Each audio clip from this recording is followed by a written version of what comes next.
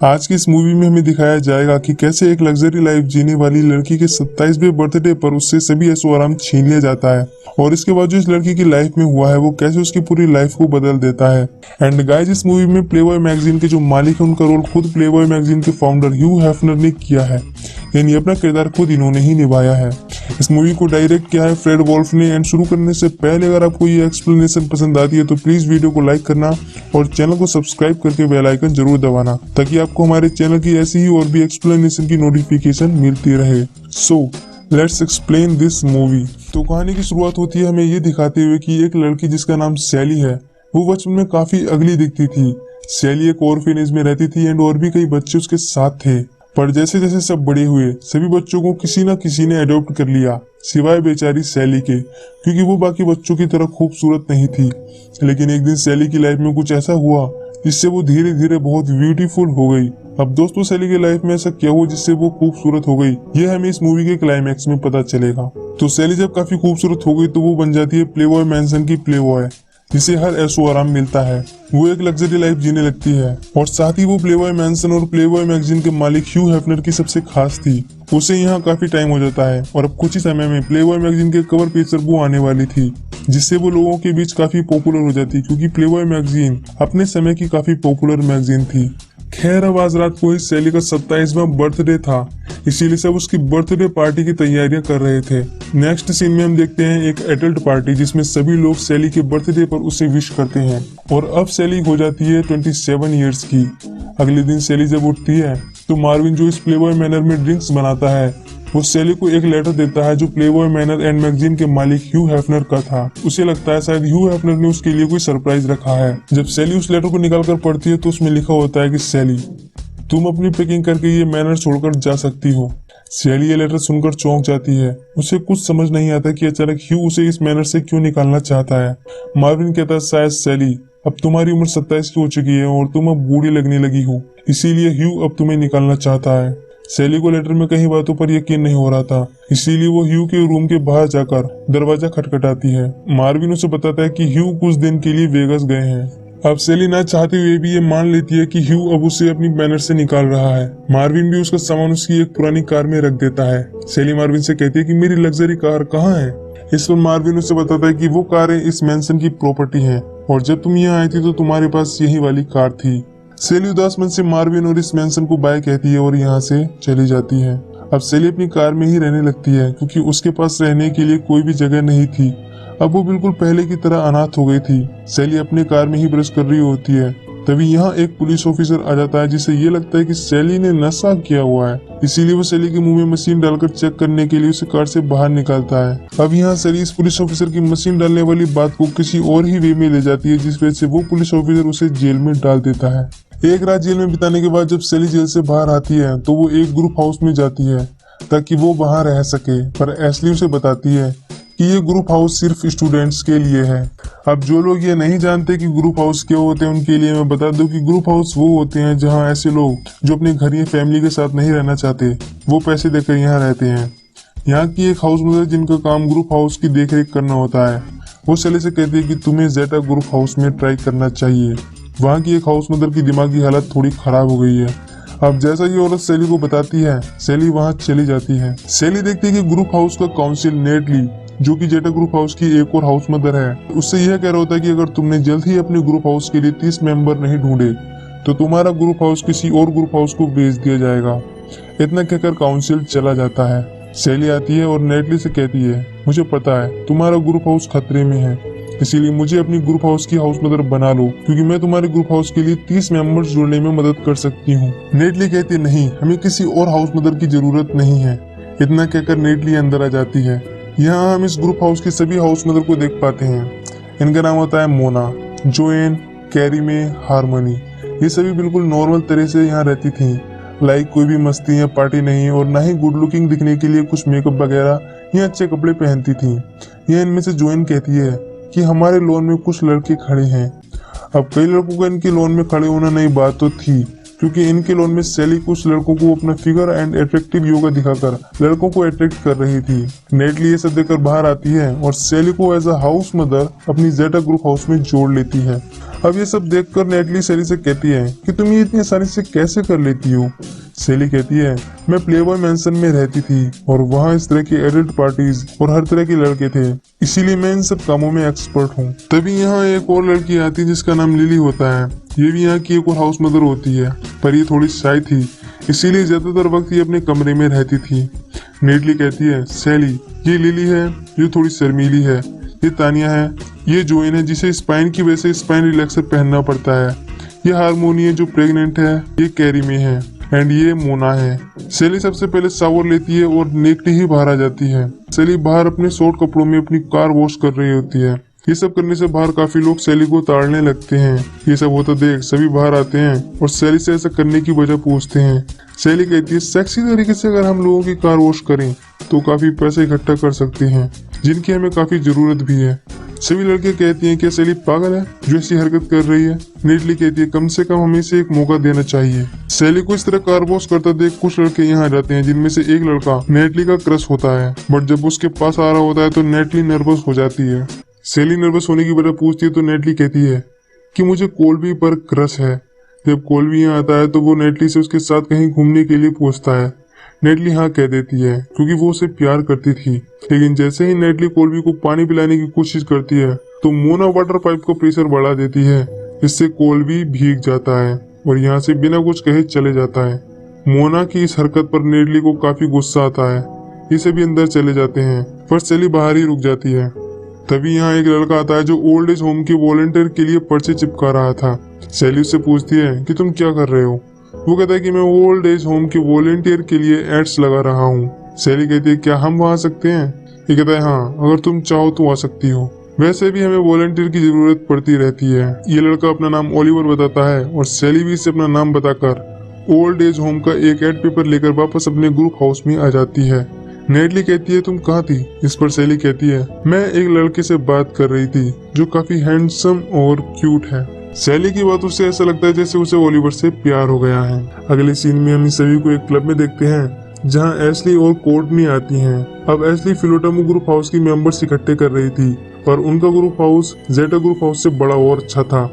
यहाँ क्लब में इन दोनों की ही ग्रुप हाउस के बीच कैरियोके कंपटीशन होता है। सैली इन सभी को कैरियोके में गाने के लिए कहती है ताकि लोग इनकी तरफ अट्रैक्ट हों, बट ये स्टेज पर इतना बुरा गाते हैं कि इनकी सबके सामने बेइज्जती हो जाती है और एशली एंड कोर्टनी इनकी बेइज्जती होती देख इनके मजे लेती हैं। सैली और बाकी सब जेटा हाउस आते हैं जहां सैली इन सबको मोटिवेट करती है और कहती है कि हम 30 मेंबर्स जोड़ सकते हैं, पर सबसे पहले तुम सभी को गुड लुकिंग सेक्सी दिखना होगा। सैली इन सभी को मोटिवेट करने की काफी कोशिश करती है पर ये सभी मुंह लटकाए बैठे रहते हैं। तभी एशली अपने कुछ साथियों के साथ यहाँ आकर एक पिक को छोड़कर भाग जाती है। ये सब देख सभी लड़कियों को उन पर बहुत गुस्सा आता है और ये तय कर लेते हैं कि फिलोटामो ग्रुप हाउस को अपना ग्रुप हाउस नहीं बिकने देंगी। अब ये सभी ब्यूटी पार्लर जाकर अपना मेकअप कराती हैं और अपने लिए अच्छे कपड़े लेती हैं, जिसके बाद ये सभी इतनी खूबसूरत एंड गुड लुकिंग दिखने लगती हैं कि कई लड़के इनकी तरफ अट्रैक्ट होने लगते हैं। पहली बार अपने साथ ऐसा होता देख इन्हें भी बहुत अच्छा लगता है।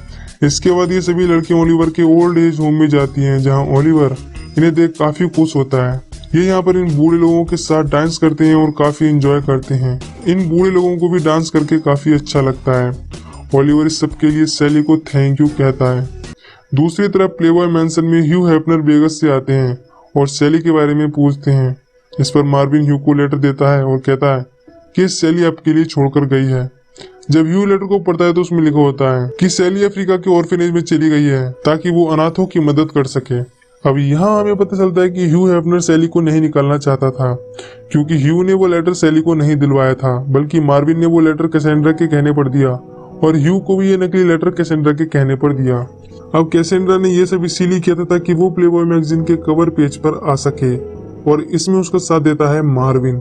दूसरी तरफ जेटा गर्ल्स अपने नए लुक्स और नए तरीकों और सैली की मदद के साथ अपना जेटा ग्रुप हाउस का प्रचार करने लगती हैं और लोग भी इनके ग्रुप हाउस के लिए रजिस्ट्रेशन फॉर्म्स ले रहे थे। वहीं दूसरी तरफ फिलोटामो का प्रचार एशली और कोर्टनी कर रही होती हैं, पर लोगों की भीड़ जेटा के पास जा रही थी।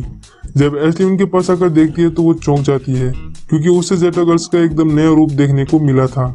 यहाँ कोल्बी भी था। वो नेटली से बात करने की कोशिश कर रहा था, तभी सैली यहाँ आकर कोल्वी से कहती है कि तुम दोनों को साथ में कहीं घूमने जाना चाहिए। ये सुनकर कोल्वी नेटली के साथ जाने के लिए मान जाता है। इस तरह सैली नेटली और कोल्वी को मिलाती है। अगले दिन जोएन जॉगिंग करते हुए लड़के को देख रही होती है, क्योंकि जोएन उसे प्यार करती है, पर वो अपने दिल की बात उसे कभी बता नहीं पाई क्योंकि वो स्पाइन रिलैक्सर पहनती है। सैली उससे कहती है अब तुम्हें इसकी जरूरत नहीं है, जाओ जाकर स्टीव से अपने दिल की बात कह दो। सैली जोएन को हौसला देती है और जोएन स्टीव की ओर भागने लगती है। सैली कहती है भागो जोएन भागो। जोएन भागती है और भागते भागते उसके स्पाइन रिलैक्सर टूट जाता है। अब सैली तेजी से भागकर स्टीव के पास आकर उसे हेलो कहती है। स्टीव कहता है तुम्हारा स्पाइन रिलैक्सर कहाँ है? जोएन कहती है अब मुझे उसकी जरूरत नहीं है। दोनों को बातें करते देख सैली काफी खुश होती है। तभी पीछे से फिलोडेमो ग्रुप हाउस की हेड हाउस मदर आती है, जो सैली से कहती है कि मैं तुम्हारे 30 मेंबर्स पूरे नहीं होने दूंगी, जिसके बाद लीगली हम तुम्हारा ग्रुप हाउस खरीद लेंगे। इसी रात जेटा के यहाँ होती है एक धमाकेदार जबरदस्त पार्टी। इसमें बहुत लोग शामिल होते हैं। अपने ग्रुप हाउस के प्रचार की सारी ट्रिक्स काम आ रही थी। वहीं दूसरी तरफ फिलोडेमो ग्रुप हाउस में कोई पार्टी नहीं होती, क्योंकि वहाँ डीजे पहुँचता ही नहीं। उनका डीजे जेटा की पार्टी में ही होता है। अगले दिन सैली की ओलिवर के साथ डेट थी। ये सभी लड़कियां सैली को बेस्ट विशेष देती हैं। सैली ओलिवर के साथ बिल्कुल वही ट्रिक्स यूज कर रही थी जैसा वो प्लेबॉय मैंसन में करती थी। ओलिवर को ये जताने के लिए कि वो कितनी स्पेशल है, ये कहती है कि मेरी एक और डेट है। ये सुनकर ओलिवर कहता है ठीक है मैं जा रहा हूँ, क्योंकि मैं नहीं चाहता कि मेरी वजह से कोई तुम्हारा इंतजार करे। इतना कहकर ओलिवर यहाँ से चला जाता है। सैली भी मुंह लटकाए वापस जेटा हाउस पहुंचती है। सभी लड़कियां डेट के बारे में पूछती हैं तो सैली कहती है कि उस पर मेरी कोई भी ट्रिक काम नहीं आई। मैंने सभी सेक्सी तरीके से ओलिवर को इम्प्रेस करना चाहा, पर वो नहीं हुआ। नेटली कहती है हो सकता है शायद ओलिवर को इंटेलिजेंट और पढ़ाकू लड़कियां पसंद हो। अपने दिल में उम्मीद लेकर सैली एक बार फिर से ओलिवर को डेट के लिए मनाती है और काफी किताबें पढ़ती है और क्लास अटेंड करती है। पूरी तैयारी के साथ बिना हॉट दिखे नेटली का चश्मा लगाकर वो ओलिवर के साथ फिर से डेट पर जाती है, लेकिन वो एक बार फिर से गड़बड़ करती है और ओलिवर को सॉरी कहकर आ जाती है। लड़कियां यहाँ अपने मेंबर्स को सिलेक्ट कर रही होती हैं। ये सभी लुक्स के बेस पर जज करके अपने ग्रुप हाउस के लिए मेंबर्स सिलेक्ट कर रही होती हैं। यह बात लिली को बिल्कुल भी अच्छी नहीं लगती। वो कहती है कभी हम भी गुड लुकिंग नहीं थे, लेकिन आज जब हम थोड़े अच्छे दिखने लग गए हैं तो तुम बाकी लड़कियों को लुक्स के बेस पर जज कर रही हो। सैली बाहर मुंह लटकाए हुए अपनी कार से बाहर आती है। दूसरी तरफ मार्विन ने जो सैली के साथ किया उसे लेकर उसे बहुत ज्यादा बुरा लगता है, इसीलिए वो कैसेंड्रा का सच ह्यू हेफनर को बता देता है, जिसके बाद ह्यू सैली को कॉल लगाते हैं। इधर सैली को जब ह्यू का कॉल आता है तो वो बहुत खुश होती है। ह्यू से कहता है तुम वापस आ जाओ, अगले महीने तुम कवर पीस पर आने वाली हो। सैली ये सुनकर काफी खुश होती है, पर वो अब जेटा गर्ल्स का साथ छोड़कर नहीं जाना चाहती थी, इसीलिए वो ह्यू को आने से मना कर देती है। जब वो अंदर आती है तो सभी जेटा गर्ल्स सैली को बुरा भला कहने लगती हैं। वो कहती हैं कि तुम्हारी वजह से हमारे अंदर घमंड आ गया, इससे तो हम पहले ज्यादा अच्छे थे। वे अपनी गलतियों को दोष सैली पर लगा देती हैं। सैली इनके लिए इतना करती है, पर इसके बावजूद इन्हें इससे गालियां मिलती हैं, तो सैली ने सॉरी कहकर वापस ह्यू को कॉल लगाकर वापस आने के लिए कहती है। जाते जाते सैली ओलिवर को एक लेटर लिखती है जिसमें लिखा होता है आई एम सॉरी ओलिवर, अब मैं जेटा छोड़कर जा रही हूँ बहुत दूर। I love you Oliver. दूसरी तरफ सैली वापस प्लेबॉय मैंसन पहुंच जाती है। वो देखती है कि कैसेंड्रा मैंसन छोड़कर जा रही है, क्योंकि कैसेंड्रा की सारी हरकतों के बारे में भी मार्विन ने ह्यू को बता दिया था। इधर जेटा गर्ल्स अब अपने ग्रुप हाउस के प्रचार कर रही थी। काफी मेहनत के बाद ये अपने ग्रुप हाउस के लिए 30 मेंबर जोड़ लेती हैं और उन्हें इनविटेशन भेजने के लिए सारे एनवेलप ये लिली के हाथों पोस्ट ऑफिस भेज देते हैं। पर वहाँ एक लड़का आता है जो लिली के साथ फ्लर्ट करता है। इससे लिली का ध्यान भटकता है और एशली इस चीज का फायदा उठाकर उसके एनवेलप को कचरे में फेंक कर अपनी एनवेलप दे देती है। जब वो लड़का चला जाता है तो लिली देखती है कि उसके एनवेलप गायब हो गए हैं। वो पोस्ट ऑफिस वर्कर से पूछती है तो वो बताता है कि एक लड़की ने मुझे तुम्हारे एनवेलप दे दिए हैं। लिली देखती है कि जो लड़का उसके साथ फ्लर्ट कर रहा था वो एशली के साथ था। अगले दिन जब मेंबर्स की ज्वाइनिंग हो रही थी तो जेटा ग्रुप हाउस में कोई भी नहीं आता। ये सब इसके बारे में लिली से पूछते हैं तो वो बताती है कि एक लड़के ने मेरे साथ फ्लर्ट करने की कोशिश की, इस वजह से मेरा ध्यान भटक गया, लेकिन बाद में मुझे पता चला कि वो लड़का एशली के साथ था। ये जानकर सभी समझ जाते हैं कि एशली ने इनके मेंबर्स को चुराया है। दूसरी तरफ सैली प्लेबॉय मैगजीन के कवर पेज के लिए फोटो शूट करा रही थी, पर उसका ध्यान कहीं और था। वो अभी भी जेटा गर्ल्स और ओलिवर के बारे में सोच रही थी। सैली फोटो शूट छोड़कर वापस आती है, तभी उसे नेटली दिखती है जो उससे अपनी हरकत के बारे में सॉरी कहती है। सभी लड़कियां आकर अपने बुरे बर्ताव के लिए सैली से माफी मांगती हैं। सैली ने माफ कर देती है और जेटा हाउस के बारे में पूछती है। इस पर नेटली उसे बताती है कि एशली ने हमारे मेंबर्स को चुराकर अपने ग्रुप हाउस में ऐड कर लिया है अब जेटा हाउस फिलोटा को भेज दिया जाएगा। ये सुनकर सैली कहती है नहीं, ऐसा नहीं हो सकता। इतना क्या करिए सभी काउंसिल मीटिंग में पहुंच जाते हैं जहाँ जेटा हाउस फिलोटा को भेज दिया जाने वाला था। पर एन मौके पर सैली काउंसिल को रोकती है और सबके सामने अपनी बात रखती है। सैली कहती है जब मैं छोटी थी तो बिल्कुल भी खूबसूरत नहीं दिखती थी, मुझे कोई भी पसंद नहीं करता था, पर जब मुझे सर्दी हुई तो मैंने दवाइयाँ खाई। मुझे तब पता चला कि मुझे सर्दी की दवाइयों से एलर्जी है। मुझे एलर्जी की वजह से खुजली होने लगी और इसी खुजली की वजह से मेरे चेहरे पर एक ग्लो आने लगा और मैं खूबसूरत होने लगी। मैं खूबसूरत दिखती हूँ सिर्फ एलर्जी के रिएक्शन की वजह से। मेरी इस खूबसूरती के पीछे एलर्जी से मिलने वाला दर्द है। अगर आपकी खूबसूरती आपसे छिन जाती है तो आपका साथ कोई नहीं देता सिवाय फ्रेंड्स और फैमिली के। इसी मोटो को हमारी जेटा गर्ल्स और जेटा ग्रुप हाउस फॉलो करती हैं। जेटा को फर्क नहीं पड़ता कि किसी के लुक्स कैसे हैं। जेटा को कोई भी साफ दिल वाला ज्वाइन कर सकता है। सैली की इस स्पीच को सुनकर काउंसिल मीटिंग में बैठी बहुत सी लड़कियां जेटा को ज्वाइन करती हैं।